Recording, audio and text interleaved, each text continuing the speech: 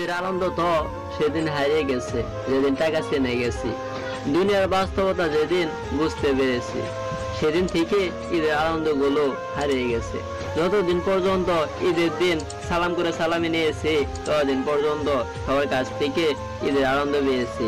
আর যেদিন থেকে নিজে সালামি দিতে শুরু করেছি সেদিন থেকে ঈদের আনন্দ গুলো হারাতে বসেছি। 20 টাকার ঈদ সালামি আর 300 টাকা দামের পায়জামা পাঞ্জাবি আর 30 টাকা টুপির মাঝে যে ঈদের আনন্দ লুকিয়ে ছিল তা আজ 20,000 টাকার শপিংও নেই।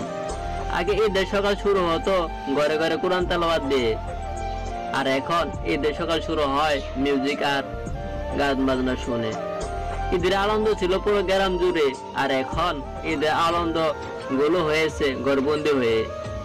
ঈদের 10 দিন আগে থেকে পুরো গ্রাম মশলায় গ্রানে মুক্ত থাকতো, আর এখন 10 মিনিটের ব্লেন্ডারে মশলা বাটা হচ্ছে।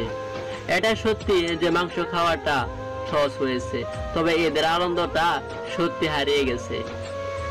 আগে কাটতো ঘরে ঘরে মাংস খেয়ে, আর এখন ঈদ কাটে ফেসবুকে স্ট্যাটাস দিয়ে। হরেক রকম ঈদ কার্ড দিয়ে সাজানো ছিল গঞ্জের দোকান, আর এখন ঈদ কার্ড পাওয়া যায় মেসেঞ্জার ইমোজি অপশনে। এটা সত্যি যে টাকা বেঁচে গেছে, তবে ঈদের আনন্দ গুলো মোবাইল বন্দী হয়েছে। আর ঈদের দাওয়াত দেওয়ার জন্য মাইলের পর মাইল সাইকেল চালায় যেতে হয় না, ঘরে বসে ছোট্ট মেসেজে ঈদের দাওয়াত দেওয়া হয়ে যায়। সত্যি একটা যে কষ্ট কমেছে, তবে আনন্দ গুলো মেসেজ বন্দী হয়েছে। আগে ঈদ উদযাপন হতো মানুষ মানুষকে ভালোবেসে, আর এখন ঈদ উদযাপন হয় টাকার খেলায় মেতে মেতে। যে যত বেশি টাকা দিয়ে কুরবানি দিতে পারবে আর ঈদটা তত বেশি জায়গা নাগা কাটবে। যে যত বেশি দামি পোশাক আশাক করতে পারবে তার ঈদটা তত বেশি ফাটাফাটি কাটবে। আজ ঈদের আনন্দে মেতে উঠেছে প্রতিযোগিতার খেলায়, যে খেলায় কিছু মানুষ হাসছে আর কিছু মানুষ লজ্জা লুকিয়ে লুকিয়ে কাঁদছে। সবাইকে ঈদ মোবারক।